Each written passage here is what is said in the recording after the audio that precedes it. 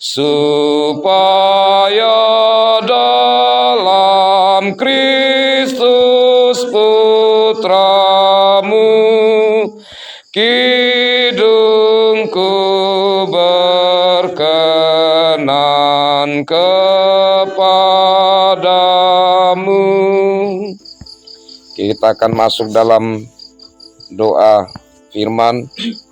Sesungguhnya Mama Diaken MM Bolu, tapi kita mohon Ibu Vikaris yang ada bersama-sama dengan kita untuk bawa kita dalam doa dari Vikaris ya.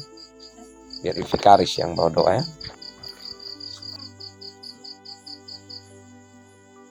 Dengan kepala yang tertunduk, hati yang terangkat di hadapan hadirat-Mu pada saat malam hari ini.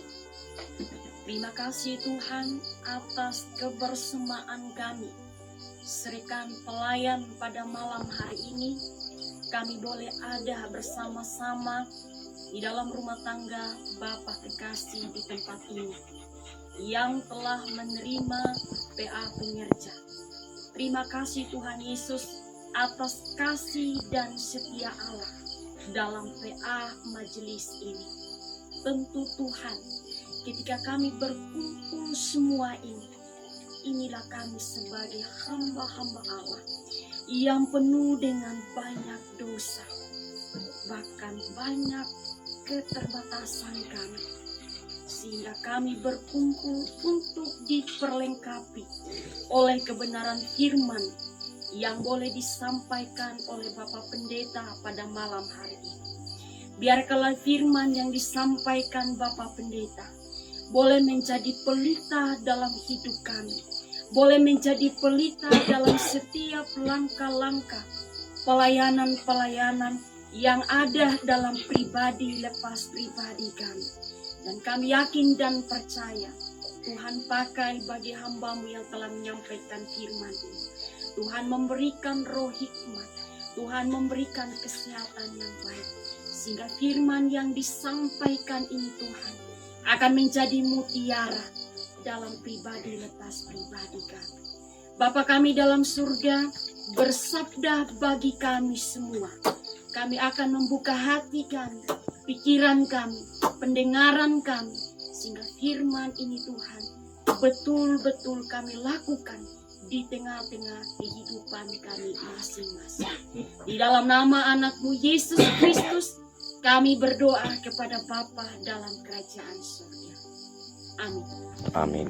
Terima kasih Adik Vikaris.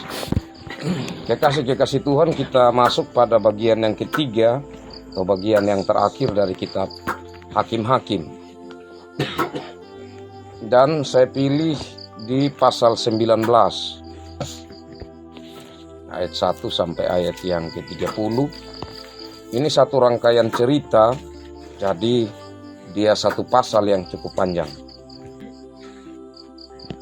Saya bacakan bagi kita kekasih-kekasih Tuhan. Perbuatan noda di Gibea. Terjadilah pada zaman itu ketika tidak ada raja di Israel, bahwa di balik pegunungan Efraim ada seorang Lewi tinggal sebagai pendatang. Ia mengambil seorang gundik dari Betlehem Yehuda.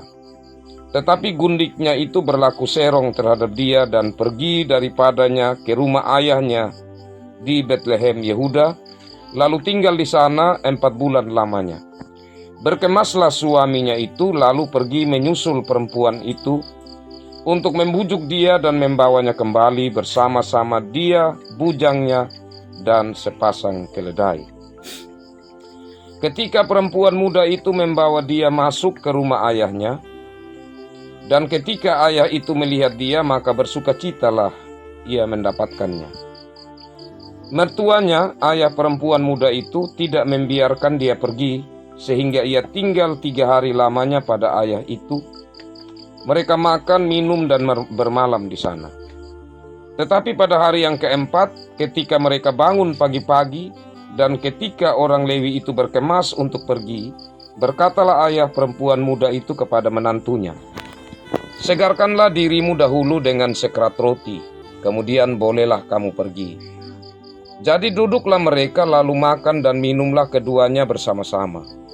Kata ayah perempuan muda itu kepada laki-laki itu, "Baiklah, putuskan untuk tinggal bermalam dan biarlah hatimu gembira." Tetapi ketika orang itu bangun untuk pergi juga, mertuanya itu mendesaknya sehingga ia tinggal pula di sana bermalam. Pada hari yang kelima, ketika ia bangun pagi-pagi untuk pergi, berkatalah ayah perempuan muda itu, "Mari, segarkanlah dirimu dahulu dan tinggallah sebentar lagi sampai matahari surut. Lalu makanlah mereka keduanya." Ketika orang itu bangun untuk pergi bersama dengan gundiknya dan bujangnya, berkatalah mertuanya, ayah perempuan muda itu kepadanya, "Lihatlah, matahari telah mulai turun menjelang petang. Baiklah tinggal bermalam. Lihat, matahari hampir terbenam.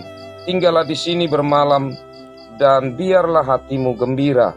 Maka besok kamu dapat bangun pagi-pagi untuk berjalan dan pulang ke rumahmu."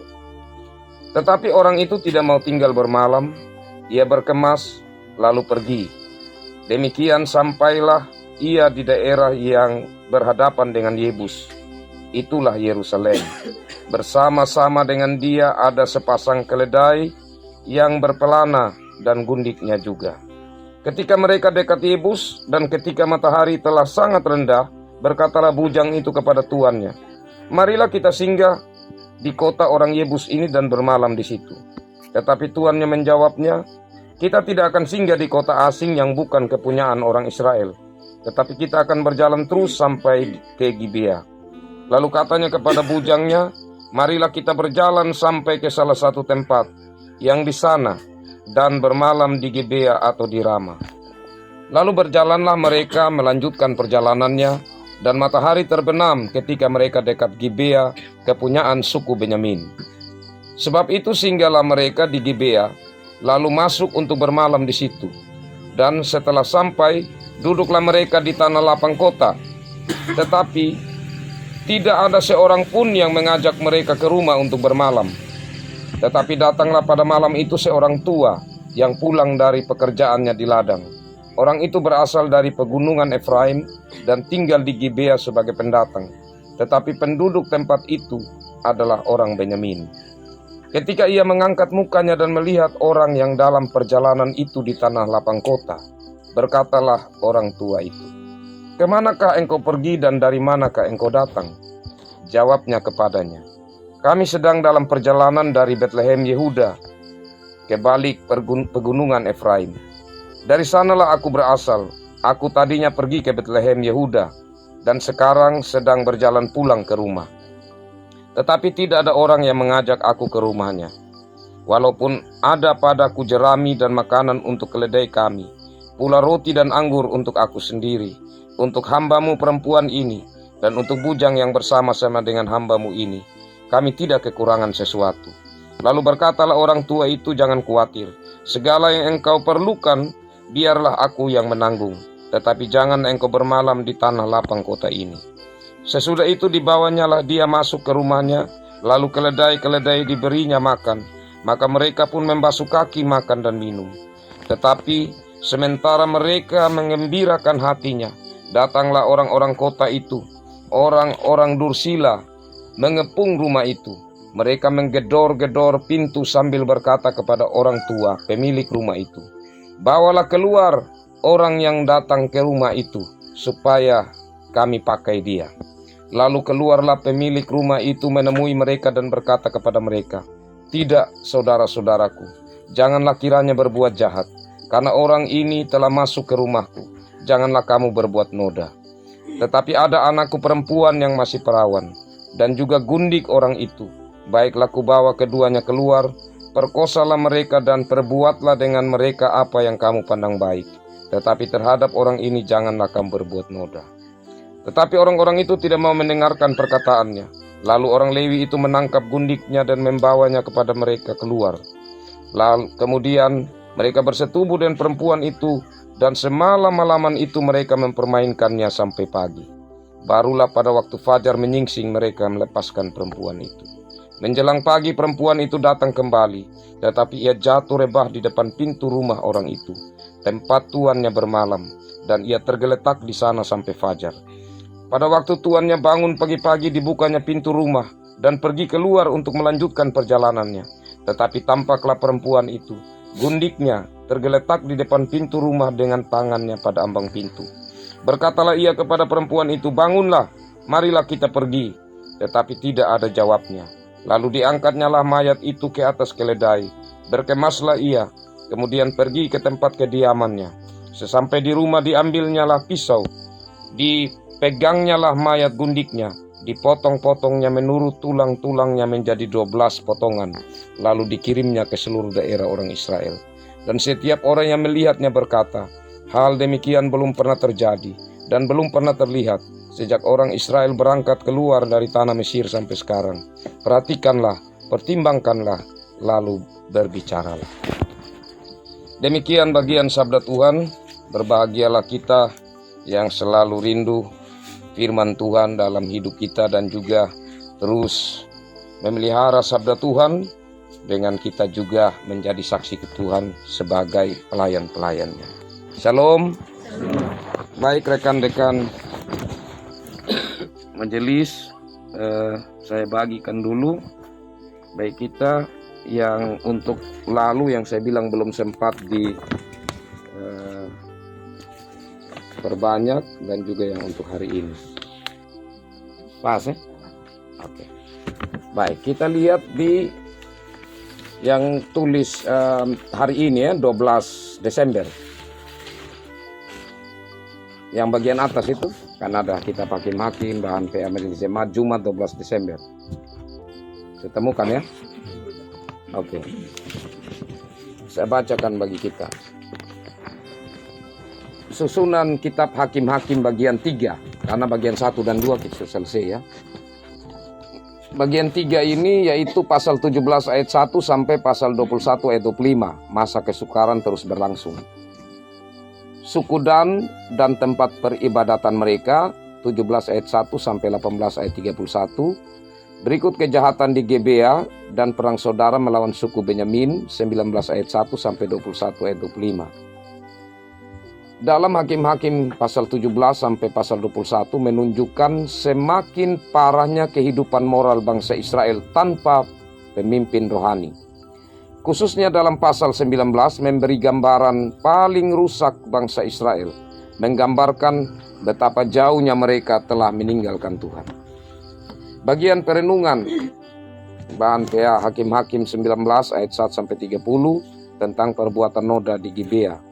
Penjelasan singkat ayat-ayat.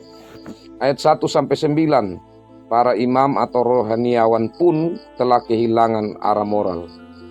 Keluarga pun mengalami kekecauan. Ini tanda awal kerusakan rohani nasional. Ayat 10 sampai 15. Israel telah menjadi lebih jahat dari bangsa-bangsa kafir di sekitarnya. 16 sampai 26. Dalam bagian ini perbuatan yang nampak bukan lagi sekedar kriminalitas, melainkan adalah pemberontakan terhadap Allah. Ayat 27 sampai 30, tindakan memotong tubuh itu adalah seruan darurat nasional. Teriakan Israel sudah rusak total. Panggilan untuk menghukum kejahatan di Gibea. Inti pesan. Yang pertama, ketika pemimpin tidak lagi berjalan berdasarkan firman Tuhan, maka gereja akan jatuh dalam kekacauan. Yang kedua, kejahatan seksual tidak boleh dibiarkan karena akan menghancurkan keluarga dan persekutuan. Ketiga, pertobatan yang sungguh dan kesediaan untuk hidup taat kepada Tuhan dan firman-Nya akan membawa pemimpin, keluarga, dan persekutuan menikmati kehidupan rohani yang sesungguhnya, damai, sukacita, dan menjadi berkat. Pertanyaan diskusi. Mengapa teks ini dimulai dengan kalimat, pada zaman itu tidak ada raja di Israel? Itu kita bisa bandingkan juga, coba kita lihat di pasal 19 ayat 1. Coba kita lihat pasal 18. Hakim-Hakim pasal 18. Pada zaman itu tidak ada raja di antara orang Israel, dan pada zaman itu suku Dan dan seterusnya. Jadi dia tentu bukan hal yang kebetulan kalau kalimat itu diulang dalam bagian berikut. Tentu itu hal yang sangat penting. Tapi pertanyaannya, mengapa teks ini dimulai dengan kalimat pada zaman itu tidak ada raja di Israel. Yang kedua, bagaimana hubungan antara Lewi dan gundiknya digambarkan dalam ayat 1-3.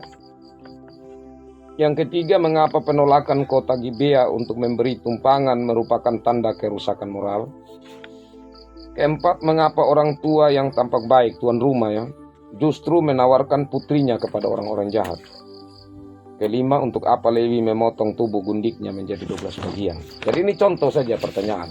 Boleh Bapak Mama memberi penjelasan atau mungkin menambahkan dari bagian bacaan tadi, terlepas dari pertanyaan ini. Bisa juga membuat pertanyaan yang baru, ataukah juga dengan pertanyaan-pertanyaan yang ada ini sudah ada yang bisa punya gambaran dan memberikan jawaban sesuai dengan bagian bacaan yang kita baca tadi. Sedikit saya cerita ulang tentang kisah ini sambil Bapak Mama berpikir ya.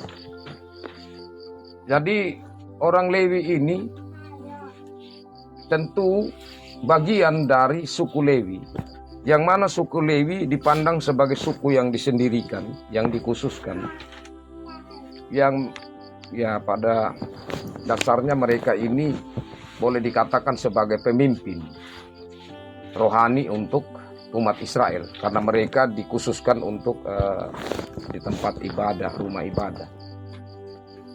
Nah, orang Lewi ini tidak diceritakan apakah ia punya istri, tapi yang diceritakan di sini dia mengambil seorang gundik.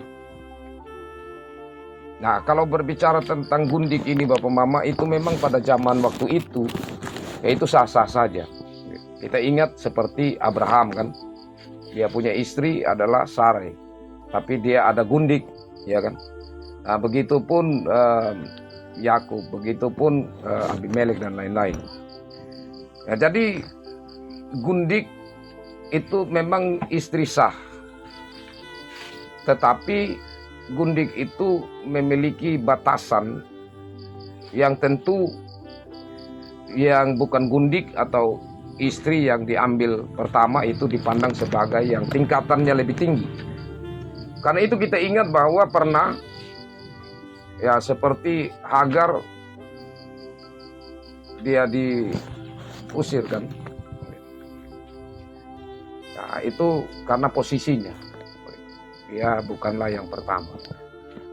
Nah, selanjutnya dari cerita ini kita dengar tadi, kita baca tadi bahwa karena berbuat serong, entah serong seperti apa, ya akhirnya gundik ini dia dimeraih dan dia pulang ke rumah orang tuanya. Dia tinggal di sana 4 bulan. Entah perenungan bagaimana, mungkin ada penyesalan atau merindukan gundik ini. Akhirnya orang Lewi ini pergi cari di orang tuanya. Dan sampai di sana orang tuanya senang sekali. Nah, kenapa senang? Kemungkinan besar ya, orang tua ini telah menjual anaknya ini kepada orang Lewi atau menjadi gundik. Karena biasanya orang yang waktu itu terlilit hutang, dia bisa menjual anaknya untuk dijadikan gundik. Nah, ini gundik punya ayah atau ayah mertua dari orang Lewi ini sangat senang saat anak mantunya datang. Dan dia jamu di situ selama 3 hari makan minum. Pas mau pulang, dia bilang, "Woi sabar, jangan pulang dulu. Makan lagi, tidur dulu di sini." Nah, akhirnya hari yang keempat itu ya orang Lewi ini tetap bersama-sama di situ. Nah, besoknya dia mau berangkat ditahan lagi. Dan itu hari sudah sore. Tapi tetap orang Lewi ini mau pulang. Jadi diloloskan sudah untuk kembali. Jadi pulanglah orang Lewi bersama dengan bujangnya dan membawa istrinya atau gundik ini tadi. Nah, dalam perjalanan yang panjang mereka sampai di Yebus. Nah, Yebus itu nantinya itu Yerusalem. Tapi pada waktu itu Yebus itu masih dikuasai oleh orang-orang Kanaan atau suku Yebus itu yang bukan Israel. Jadi saat bujangnya bilang kita istirahat di sini. Nah, tapi orang Lewi itu, ini bukan kita punya orang-orang di sini, tidak usah. Kita lanjut saja di Gibea. Oh, di Gibea sana kan sudah kita punya keluarga di sana, kawan orang Israel. Nah, sampai di sana ternyata ada penolakan, tidak ada yang mau untuk mereka tinggal di situ. Nah, ini sedikit bisa kita kaitkan dengan kondisi sekarang atau situasi kita di bulan Natal ini. Yesus pernah mengalami, maksudnya orang tuanya ya, ditolak, tidak diterima, tidak ada yang mau mereka menginap. Sehingga akhirnya mereka harus di kandang domba untuk tinggal di sana. Ya, saya lanjutin tadi, dan akhirnya mereka berjalan terus sudah. Rencananya sudah kita duduk di padang sudah. Mau bagaimana lagi? Tapi ada satu orang tua yang pendatang juga dari situ, yang ada tinggal di situ, dan dia melihat, dia bilang, oh kalau gitu kamu tinggalin saya saja. Singkat ceritanya begitu, jadi tinggal. Tapi tiba-tiba orang-orang yang ada di kota Gibea itu, orang-orang yang jahat, yang durhaka, dikatakan dursila di situ. Mereka datang mengepung, dan mereka meminta untuk bawa orang itu keluar untuk mereka permainkan atau mereka perkosa. Nah, kalau dalam bahasa Indonesia atau Alkitab kita ini tidak jelas orang yang mana yang diminta. Tapi kalau dalam bahasa asli yang diterjemahkan dalam bahasa Inggris, itu him, itu bentuk untuk laki-laki. Jadi mereka minta itu adalah orang Lewi itu yang harus keluar. Ini mengingatkan kita peristiwa Sodom dan Gomora kan. Sodom dan Gomora itu yang malaikat itu yang mereka suruh keluar, itu laki-laki. Jadi itu perlakuan yang mirip begitu. Nah, tapi tuan rumah ini dia bilang jangan. Biar sudah saya punya anak perempuan ini masih bujang, lebih baik kamu ambil dia. Ya mungkin tidak tega juga ini dia merasa bersalah juga orang Lewi. Karena kami tinggal di sini, akhirnya ini orang tua korbankan dia punya anak yang masih perawan. Akhirnya dia pegang sudah ini gundiknya. Mungkin dia berpikir, engkau dulu pernah serong juga, biarlah engkau jadi korban. Ya, akhirnya dia kasih keluar gundiknya ini, sudah kamu pakai dia. Ya, jadi semalam-malaman itu menunjukkan betapa akhirnya tersiksa tubuh dari gundik ini. Dan tersiksanya itu bahkan sampai fajar, dan akhirnya waktu anehnya juga. Itu dikatakan tuannya atau di sini suaminya ya, orang Lewi itu, dia bangun dan buka pintu. Menunjukkan bahwa dia bisa tidur, dia bisa nyaman saja saat dia setelah menyerahkan gundiknya itu. Dia tidak punya perasaan tidak nyaman dan lain sebagainya. Dan saat dia buka pintu dan di situ gundiknya ya tidak bersuara lagi, sudah mati. Dia muat di keledai, jalan terus pulang. Sampai di rumahnya dia atur baik-baik. Akhirnya dia lihat potongan-potongan yang dia bisa hitung sampai 12. Dia potong sudah gundiknya menjadi 12 bagian. Satu-satu potong dia kirim di suku-suku ini, yang 12 suku Israel. Nah, itu hal yang baru terjadi. Di ayat terakhir tadi mengatakan belum pernah terjadi. Karena apa? Kalau bilang baru terjadi menunjukkan kerusakan moral yang sungguh luar biasa yang telah terjadi pada waktu itu. Nah, dari cerita ini ada hal-hal yang Bapak Ibu tarik, termasuk di pertanyaan-pertanyaan tadi. Saya pikir dari cerita yang saya sampaikan sudah cukup mengarah. Saya sudah cerita ulang, kiranya kita bisa melihat kembali dan untuk kita saling menyegarkan. Saya berikan kesempatan lagi Bapak.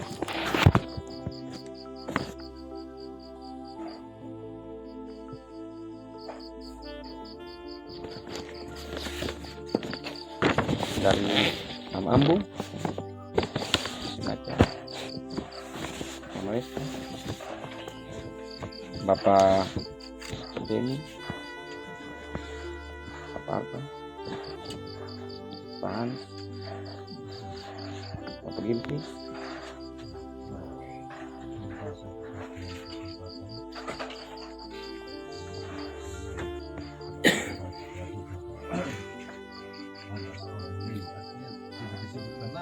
iya.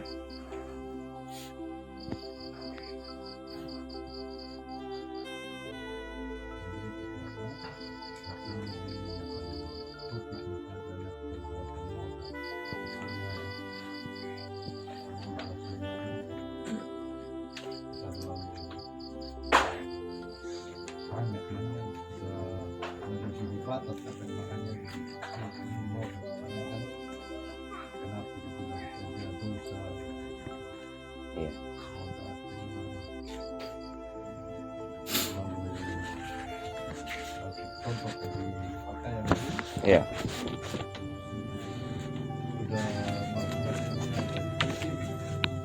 Sudah tidak berbaju lagi. Iya. Iya.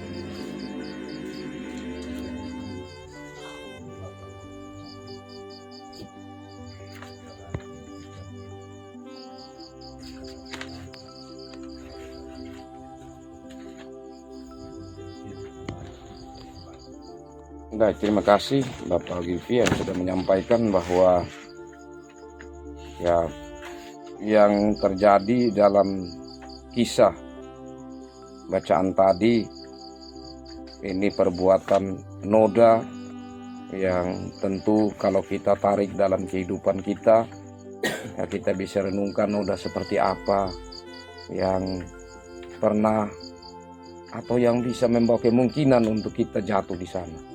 Minggu Advent ini menjadi bagian untuk kita merenungkan. Kita bawa di hadapan hadirat Tuhan karena kita percaya Yesus sudah tersalib untuk membasuh noda dosa kita. Dan juga untuk kita berjalan mempersiapkan diri kedatangan Tuhan supaya berjalan dengan hati-hati, dengan waspada, dengan tetap mengandalkan Roh Kudus sehingga kita tetap berjalan menghadapi Minggu Advent ini dalam persiapan sesungguhnya.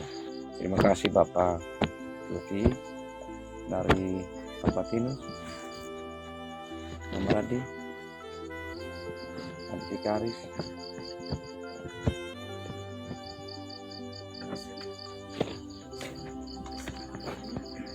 Shalom. Shalom.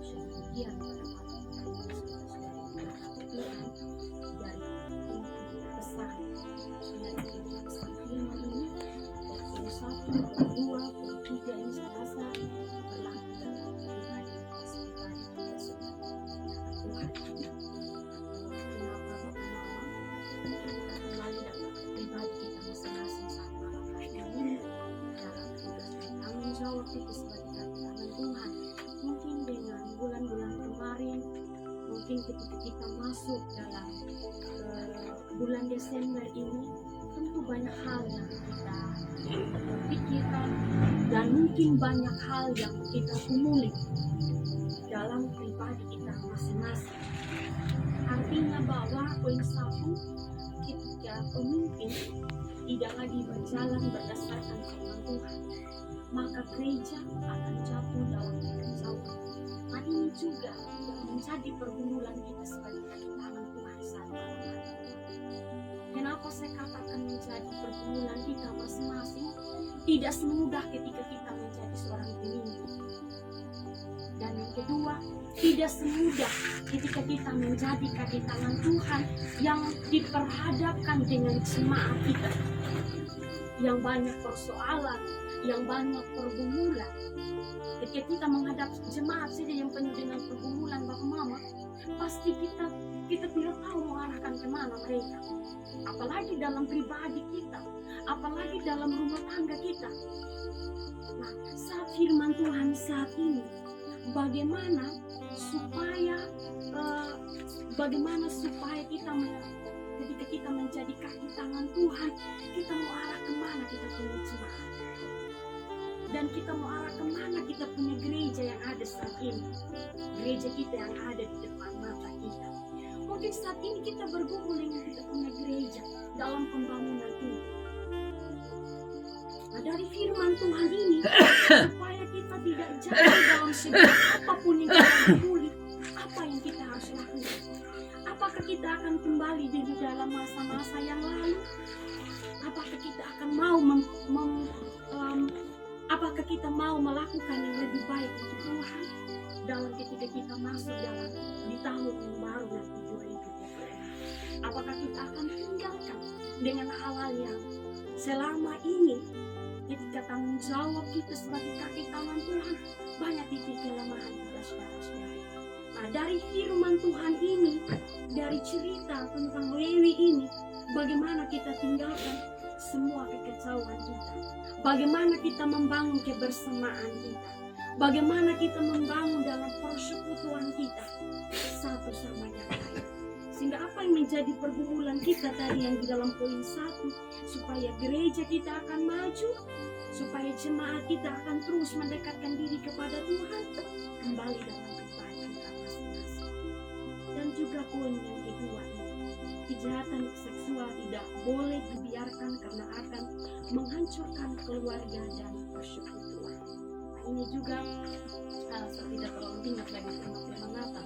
Kita dalam firman Natal kita di 2025 saya rasa dia merujuk dalam tentang keluarga itu Pak Pendeta ya. Kasih Allah memulihkan keluarga.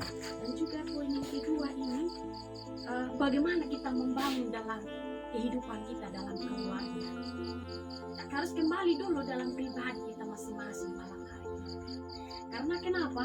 Karena banyak anak-anak yang dalam kehidupannya selalu memiliki kehidupan yang bebas.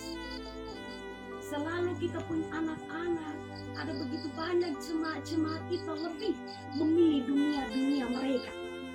Misalnya miras, misalnya perjudian, perselingkuhan dan lain dan sebagainya. Nah, ini kita mau kemana sekarang? Banyak anak-anak yang jatuh dalam segala apapun yang mereka lalui.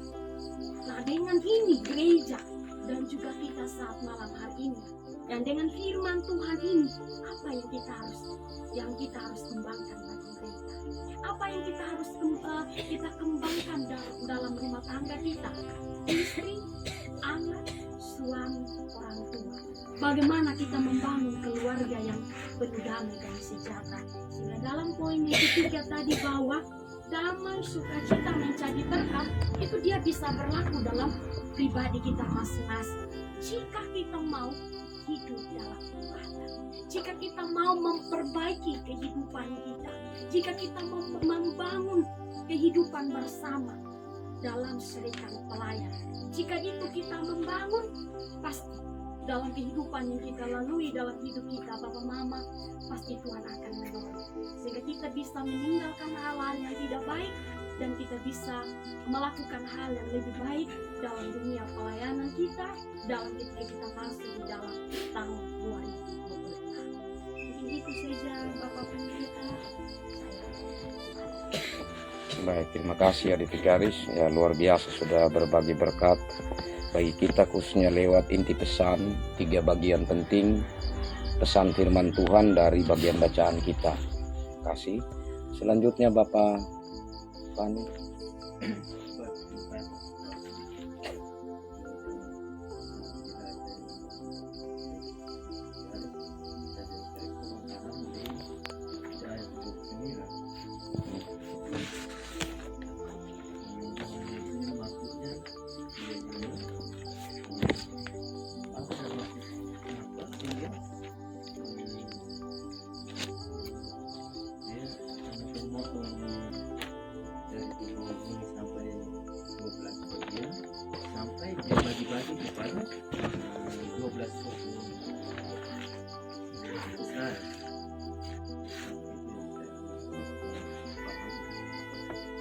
Baik, terima kasih. Sebentar baru, mungkin ada yang mau jawab sebentar. Saat menambahkan, saya berikan kesempatan atau ada pertanyaan lanjutan, kan itu ada di nomor 5 dari bahan diskusi kita ya. Untuk apa Lewi memotong tubuh undiknya menjadi 12 bagian.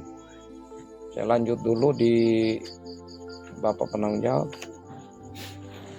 Bapak Eka.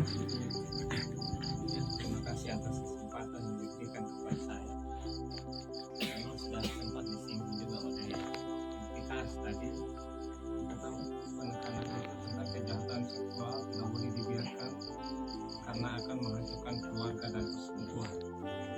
Tapi kalau kita lihat sekarang, berita yang paling utama adalah kejahatan seksual, terutama kepada anak-anak muda. Yang paling banyak itu ada di dalam keluarga.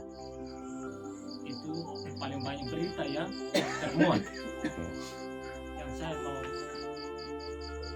katakan pendeta bahwa pentingnya pendidikan iman terhadap keluarga, terhadap anak-anak muda. Tanpa adanya pendidikan iman, maka kita punya anak-anak akan terjerumus dalam kejahatan seksual, atau yang terjadi itu bukan siapa-siapa, di dalam keluarga itu sendiri, kadang terhadap orang tuanya sendiri juga. memang menarik sekali pembacaan kita pada malam hari ini, bahwa kalau tanpa ada pendidikan Islam, maka keluarga akan hancur. Mungkin itu saja. Baik, terima kasih Bapak Eka. Antum, Mama Ridho, Mama Nina, mungkin Delis, Cesar, Bapak ini, Bapak Widiam, ada yang mau sampaikan? Mungkin ada lagi Bapak? Oh, silakan tahan. Baik, terima kasih.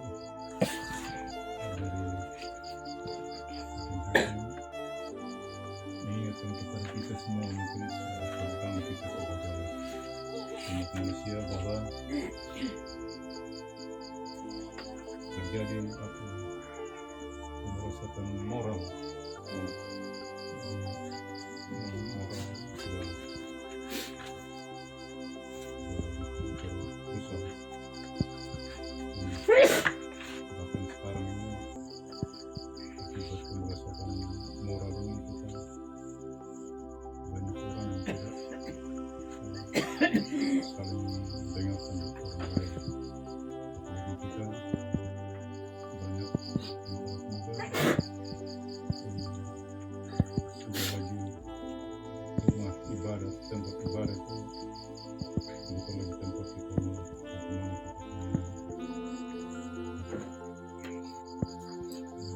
diri kita bersama lebih mendekatkan pada Tuhan, tapi mereka banyak ikuti kemauan mereka karena memang pengaruh dunia global, jadi tidak lagi mendengarkan, bahkan sekarang untuk seluruh tempat-tempat ibadah, bukan hanya kita sudah orang Kristen saja, tapi juga di luar kita banyak juga lembaga ibadah tidak dimanfaatkan dan tidak digunakan.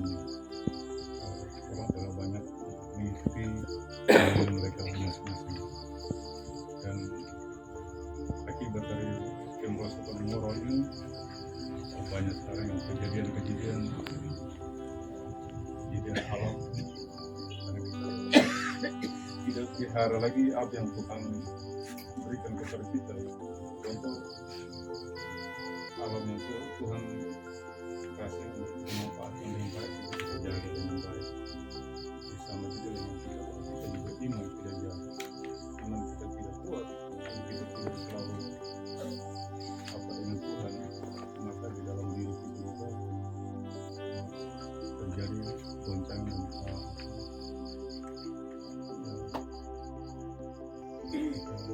tidak lagi kuat. Sebab kalau iman kita kuat, keyakinan kita kuat, maka kita percaya bahwa apapun tantangan di dalam kehidupan kita pasti kita bisa lewati dan kita keluar dari masalah-masalah. Baik, terima kasih. Terima kasih Pak. Saya ada lagi Bapak. Ya, terima kasih. Ya, ini pertanyaan yang kedua, bagaimana hubungan antara Lewi dan bibitnya.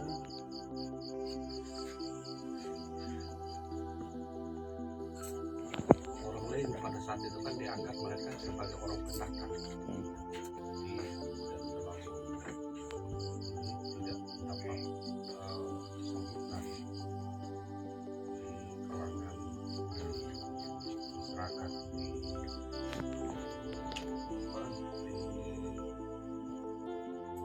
Bethlehem. Terus karena begitu dia mengambil seorang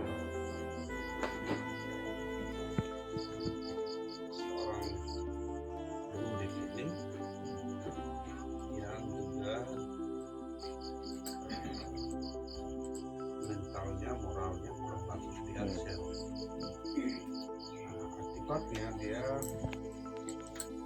pemudik ini melarikan diri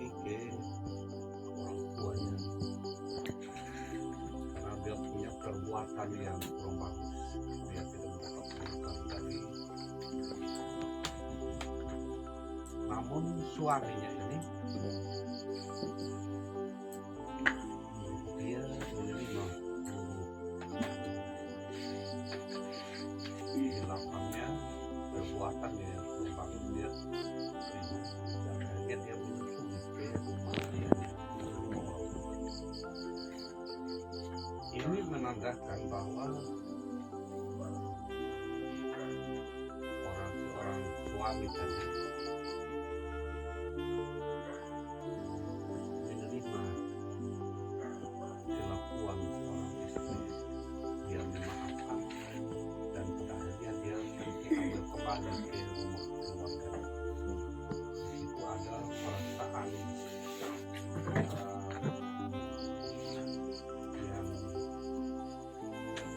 perasaan memaafkan terhadap kesalahan diri ini.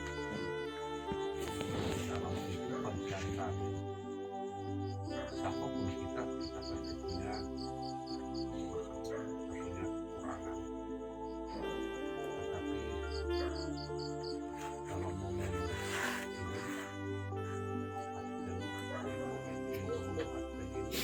bagaimana kita saling memaafkan antara satu sama lain dan berbagai kehilafan yang terjadi. Mungkin yang ini pertanyaan yang kedua. Terus yang keempat, kenapa orang yang tampak baik di tuan rumah justru menawarkan dia merasakan menjawab terhadap orang yang dia ajak untuk pindah di tuan rumah demi keselamatan mereka, keamanan mereka. Dia rela mengorbankan dia punya anak gadis karena dia tahu bahwa orang-orang yang ada di luar rumahnya itu yang ini adalah orang-orang jahat. Dia merelakan demikian supaya mereka yang ada dalam rumah itu aman. Ini adalah sebuah contoh baik dari seorang tua. Dia tidak melihat bahwa ini keluarga atau dari mana mereka. Tetapi untuk mereka aman, dia rela korbankan dia punya anak gadis untuk mereka. Tetapi orang Amerika ini tidak rela ketika tuan rumah itu mengorbankan dia punya anak gadis. Jadi suruh pemiliknya ini untuk keluar karena dari telepon dia suruh serongan. Di sini punya kaitan erat memang di pertanyaan membunuh. Pengguna ini ketika membunuh dan diperlakukan satu malam penuh oleh mereka yang tidak bermoral, rasa kekecewaan, rasa ini ada ketika dia meninggal, mau dibawa ke tempat mereka dan memotong bagian-bagian tubuhnya sebanyak 12 untuk diberikan kepada orang-orang Israel. Ini sebuah penegasan dari Levi bahwa akibat kita tidak lagi bersatu, kita tidak saling tidak kompak, adalah hal-hal yang seperti ini yang memang tidak lagi tahu. Kemudian dengan membagi daging itu untuk menjadi di ayat yang ke-30 tadi itu di ayat 30 tadi, perhatikanlah, pertimbangkan dan bicarakan. Ini satu seruan kepada orang Israel supaya dalam kejadian ini mereka bisa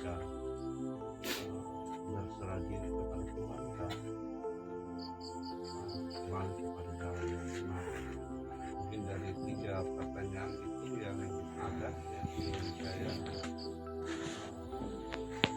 beberapa jawabnya dan diceritakan di dalam jemaat kita ya semua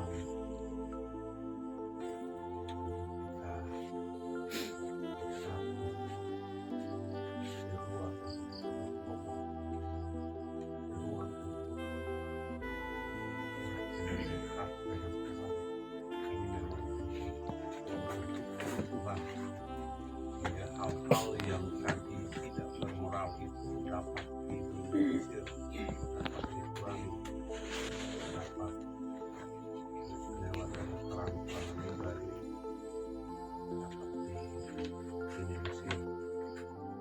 Ini yang saya coba lakukan, saya sampaikan. Saya kembali. Baik, terima kasih Bapak Duta. Tuh, berupaya untuk menjawab pertanyaan-pertanyaan yang merupakan bagian dari PA kita malam ini. Masih ada lagi? Oke, saya mulai pertanyaan pertama, nanti sampai kepada juga yang Bapak Atta sudah sampaikan tentang yang menjadi pertanyaan dari Bapak Duta Belali ya. Yang pertama, mengapa teks ini dimulai dengan kalimat pada zaman itu tidak ada raja di Israel? Ini menunjukkan sebenarnya dua hal penting, Bapak. Yang pertama, raja orang Israel sesungguhnya siapa? Hanya Tuhan kan? Karena sampai zaman hakim-hakim belum ada raja. Nanti waktu mulai Samuel, raja-raja, situ baru ada raja-raja.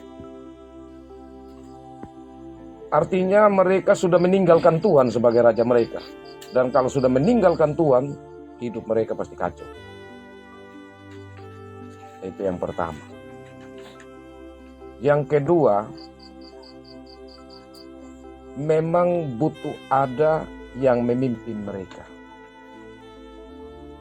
Kalau tidak ada pemimpin, seperti hakim kalau tidak ada, hidup mereka bahaya.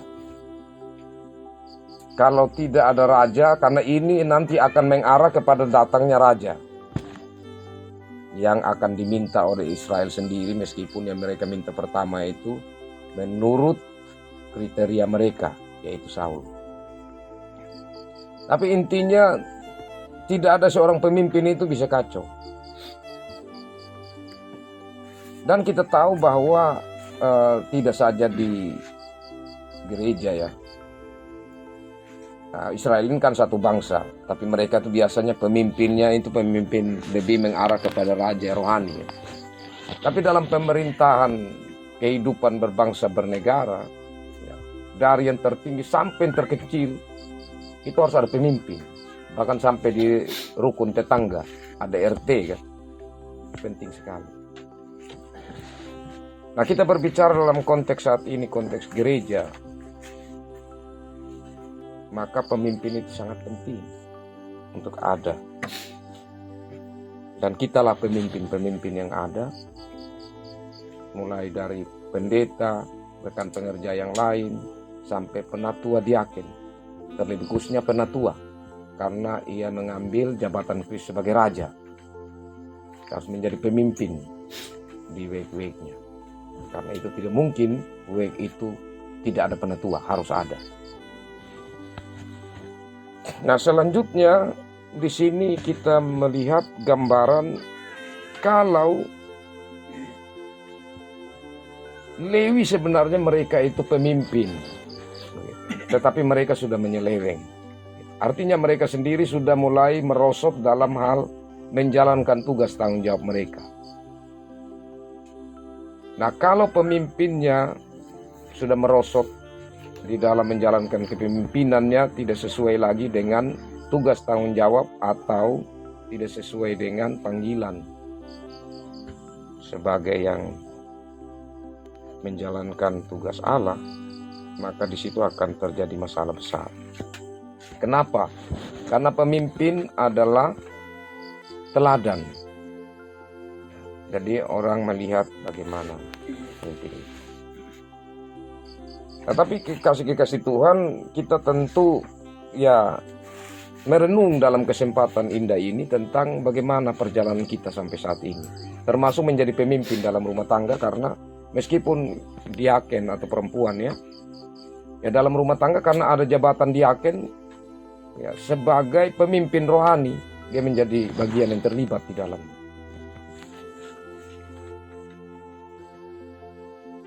Nah, kita dapat merenungkan sampai saat ini bagaimana seperti disampaikan tadi Bapak Tua BKHUI ya, dan Bapak Gilpi. Ya, ini saatnya Minggu Advent ini kita renungkan. Kalau bisa tinggalkan sudah. Ya, hal-hal yang itu membawa kita kepada noda. Memang terlalu banyak hal yang kita tidak mungkin terlepas dari dosa, karena kita manusia lemah. Tetapi ada upaya untuk terus memperbaharui diri. Yang berikutnya, yang kelima, untuk apa Lewi memotong tubuh gundiknya menjadi 12 bagian? Jadi terima kasih tadi Bapak Tua BKHUI menyampaikan sisi-sisi positif. Ya, lebih ke arah itu, ya, baik itu dari orang Lewi, baik itu dari juga tuan rumah. Nah, itu menjadi bagian yang kita pelajari. Nah, memang di situ ada dua sisi, ada sisi positifnya, ada juga negatifnya. Dan yang saya mau tekankan adalah lebih kepada sisi negatifnya. Nah, jadi orang Lewi ini memang ada sisi positifnya tadi, ya, dia rindu untuk mengampuni, untuk kembali istrinya begitu. Nah, tapi yang negatifnya, ya, dia ya malas tahulah begitu. Sebenarnya ya mau bagaimana, karena dilema, ya tidak bisa, dia juga menyelamatkan diri. Karena sebenarnya disuruh keluar tuh dia. Ya, jadi waktu itu laki-laki berhubungan dengan laki-laki waktu itu hal yang seperti Sodom dan Gomora ya, hal yang sudah biasa. Kejahatan itu kan Dursila itu orang yang sangat jahat. Nah, tapi dia melepaskan gundiknya dan dia bisa tidur saja. Dan saat pagi dia pulang, ya, dan apa yang dia lakukan itu, meskipun ada sisi negatifnya dengan dia mutilasi ya, itu psikopat begitu, orang yang yang bagaimana ya, begitu kalau sudah memotong-motong tubuh orang begitu. Itu kesalahan besar di mata Tuhan.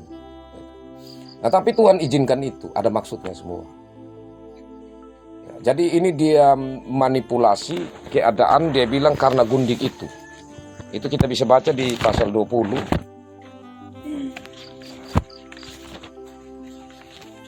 Jadi dia ya merasa bahwa dia terlepas sama sekali dari persoalan itu. Kita lihat di pasal 20. Lalu majulah semua orang Israel ya, setelah mendapat potongan-potongan tadi itu. Dari suku Dan sampai Berseba dan juga dari tanah Gilead, berkumpullah umat itu secara serentak menghadap Tuhan di Mispa. Maka berdirilah para pemuka seluruh bangsa itu dari segala suku Israel memimpin jemaah umat, ya, orang Israel memimpin jemaah umat Allah dalam jumlah 400.000 orang berjalan kaki. Bayangkan 400.000. Nah, itu luar biasa banyak ya. Ya, karena mereka panas dengan ini. Dan kita baca terus. Kedengaranlah kepada Bani Benyamin bahwa orang Israel telah maju ke Mispa, berkatalah mereka, ceritakanlah bagaimana kejahatan itu terjadi. Lalu orang Lewi, suami perempuan yang terbunuh itu menjawab, kita dengar ini. Aku sampai dengan gundiku di Gebea, kepunyaan suku Benyamin, untuk bermalam di sana. Lalu warga kota Gebea itu mendatangi aku dan mengepung rumah itu pada malam hari untuk menyerang aku. Mereka bermaksud membunuh aku, tetapi gundiku diperkosa mereka hingga mati, maka kuambillah mayat gundiku potong-potong. Ya. Jadi ini dia menempatkan diri sama sekali dia itu tidak memiliki kelemahan. Dan dia mengumpan untuk bagaimana semua orang menjadi marah dan akhirnya ya mereka menyerang. Ya. Jadi ada sisi positif, ada sisi negatif. Nah, tentu di sini sisi negatif itu yang membawa penekanan bahwa moral dari bangsa Israel itu sudah parah. Baik itu orang-orang di Gibea yang menolak untuk menerima penginapan, baik itu tuan rumah, ya ada sisi negatifnya, baik juga dari orang Lewi, ya termasuk juga Gundik ini kan orang Israel juga kan, dia juga di situ dari Bethlehem Yehuda. Jadi dari kesemuanya ini kekasih Tuhan mau menyatakan bahwa ya di Minggu Advent berhubungan dengan firman Tuhan ini kita diajak untuk kembali merenungkan pertama-tama itu pribadi kita, kedua rumah tangga kita, dan berikutnya tentang persekutuan kita, tentang jemaat kita ini. Kekasih Tuhan, paling utama apa yang kita lakukan? Doa bersama.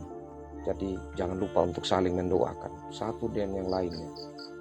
Yang berikutnya untuk kita terus ya membekali keluarga kita dan warga jemaat kita, sehingga di masa-masa yang penuh dengan cobaan, dengan godaan, dengan semakin meningkatnya media sosial, ya kita ditopang oleh Tuhan, dan kita pun tetap menjalankan apa yang menjadi maksud Tuhan dalam kehidupan kita. Dan untuk hal lain, Ibu Vikaris juga sudah menyampaikan ya sehubungan dengan aplikasi tadi. Saya pikir kita aminkan itu. Masih ada yang bertanya sebelum saya tutup? Baik, Tuhan memberkati firman-Nya dan memberkati kita semua. Amin. Kita menyanyi Kidung Jemaat 269A 369. Ya Yesus, ku berjanji setia padamu, dan kata-kata selanjutnya. Ya Yesus, ku berjanji setia